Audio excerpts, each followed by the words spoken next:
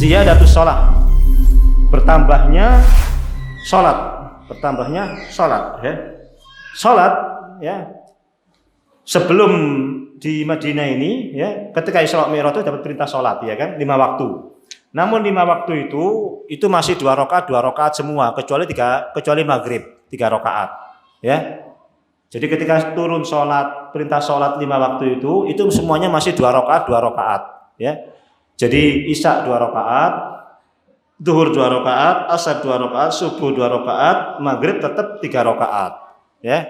Maka kemudian begitu sampai kota Madinah, kemudian Nabi SAW pun memerintahkan untuk kemudian sholat itu ditambah menjadi 4 rakaat ya. Nabi SAW mengatakan apa? Kana awwalu mafturidu ala Rasulullah as-salatu raka'atan. Awal pertama kali difardukan sholat itu 2 rakaat illal maghrib, kecuali maghrib. Fa innaha kanat salasan. Maghrib tetap 3 rakaat. Tsumma atammallahu adz-dzuhra wal asra wal isya al-akhirah arba'ah fil hadara ya. Kemudian digenapkan oleh Nabi SAW ya. Orang-orang yang sudah nyampe di Madinah, orang-orang yang sudah hijrah ke Madinah itu kemudian menjadi 4 rakaat. Wa aqarra as-salata ala fardhiha al-awwal fi safar. Maka kemudian ditetapkan fardu yang pertama tadi itu, yang 2 rakaat itu untuk orang yang safar. Paham ya? Jadi ditetapkan yang pertama, yang 2 rakaat itu, yang waktu masih tinggal di Mekah itu ditetapkan untuk orang yang safar. Nah, orang yang sudah nggak safar itu berarti sudah 4 ya. Berarti ketika safar balik lagi yang seperti semula, yaitu berapa? 2 gitu. Ya. Nah, itu makanya kemudian safar menjadi 2 rakaat ya. Mana yang lebih afdal kalau kemudian kita safar 2 rakaat atau 4 rakaat? Ya para ulama khilaf ya. Sebagian besar para ulama mengatakan bahwasanya yang afdal 2 rakaat. Karena hadisnya itu tadi ya. Nabi SAW menetapkan kalau safar balik seperti yang semula. Berarti yang semula berapa? 2 rakaat ya.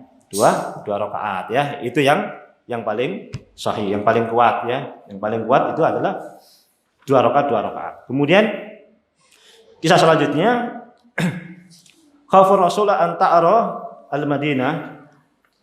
Ada kaum muslimin yang ada di kampung Bani Salimah. Kampung Bani Salimah itu tempatnya Rasulullah di Halimah Sa'diyah itu loh ya. Halimah Bani Sa'diyah tempat beliau disusui dulu itu kan ada agak jauh ya dari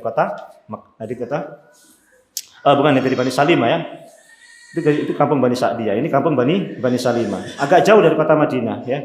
Mereka ini ya, orang-orang Bani Salimah ini karena rumahnya agak jauh dari Masjid Nabawi, mereka pengen jual tanahnya ya, jual rumahnya, kemudian pindah ke dekat Masjid Nabawi. Namun sama Nabi tidak boleh. Kenapa? Kalau nanti mereka semua pindah ke tengah-tengah kota, ke Madinah ya, di tengah-tengah masjid, di sekitar masjid, tidak ada yang tinggal di pinggiran-pinggiran kota Madinah itu akan sangat berbahaya kalau kemudian musuh menyerang kota Madinah. Berarti jadi satu lokasi begitu toh nanti mudah mereka menyerang kota Madinah. Tapi kalau berpencar-pencar kaum muslimin itu agak jauh dari kota Madinah, dari masjid, itu bisa menjadi benteng pertahanan kota Madinah. Maka kemudian Nabi SAW melarang untuk itu. Di antaranya demikian. Kenapa kemudian mereka lebih senang kemudian dekat kota Madinah atau ke Masjid Nabawi? Jelas ya, itu dekat sama Nabi ya dan lain sebagainya. Maka kemudian Nabi SAW mengatakan, sudah kamu tetap saja tinggal di situ ya. Nabi SAW mengatakan apa? Innalakum bikulli khutwatin darajatun ya. Setiap langkah kalian menuju ke Masjid Nabawi ini akan menambah derajat kalian di akhirat nanti ya. Akhirnya apa? Akhirnya mereka enggak jadi pindah. Mereka kemudian lebih memilih tetap tinggal agak jauh ya dari Masjid Nabawi dan tetap memilih kalau ke masjid jalan kaki. Ya, tetap jalan kaki menuju ke masjid, ya. Boleh dalam masalah sholat ini boleh kita bersusah-susah jalan kaki untuk meraih pahala ini, tidak ada masalah. Mana yang lebih utama? Utama jalan kaki. Ya, utama jalan kaki. Kalau rumah kita jauh, agak jauh, tetap aja yang lebih utama jalan kaki. Karena apa? Setiap langkah itu akan menaikkan derajat kita. Ya, tapi tentu batas waktu yang masih ini loh ya, masih mencukupi ya. Artinya antum jalan kaki mau sholat maghrib di sini sudah sholat isya ya, tak karu-karuan malah ya kan. Yang perkiraan lah ya, perkiraan. Kalau mungkin masih jaraknya 1 kilo, 2 kilo jalan kaki di sini masih nututi komat masih apa. Afdolnya memang jalan kaki. Afdolnya memang jalan kaki ya. Afdol jalan kaki ya. Karena itu akan mengangkat derajat setiap langkah kita. Terus kalau naik sepeda gimana Ustaz? Naik mobil gimana kira-kira? Itu sepeda kita itu setiap putaran itu apa menaikkan derajat kita kan gitu ya. Nah, itu kan jalan kaki. Kalau naik sepeda ini muter sepeda ya kan, bani kan. Ya.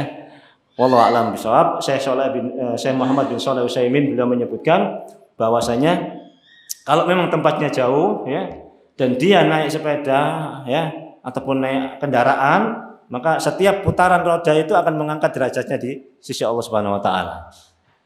Ya. Paham ya? Maka iya sama saja. Kan sekarang nggak ada onta. Antum naik sepeda loh, sepeda ontel loh. Setiap putaran roda itu ya itu sama dengan langkah kaki kita yang melangkah dari rumah menuju ke masjid. Karena kan kita jauh ya kan. Kalau sanggup kemudian jalan kaki, afdol jalan kaki, ya kan? Nggak sanggup jalan kaki karena jauhnya naik sepeda motor kah atau sepeda ontel kah? Setiap putarannya itu akan mengangkat derajat kita di akhirat nanti. Maka ini anjuran supaya kita bagaimanapun tetap sholat ke masjid. Jangan sampai nggak sholat ke masjid. Ya, begitu ya. Nah, ini keutamaan orang-orang yang sholat ke masjid ya. Jangan sampai ketinggalan untuk tidak sholat ke masjid. Nabi Sallam juga demikian. Orang ini mau pindah dekat masjid tidak boleh. Sudah kamu tetap saja jauh sana. Pahala,mu lebih banyak sudah, ya, tidak ada masalah, lebih banyak pahala,mu.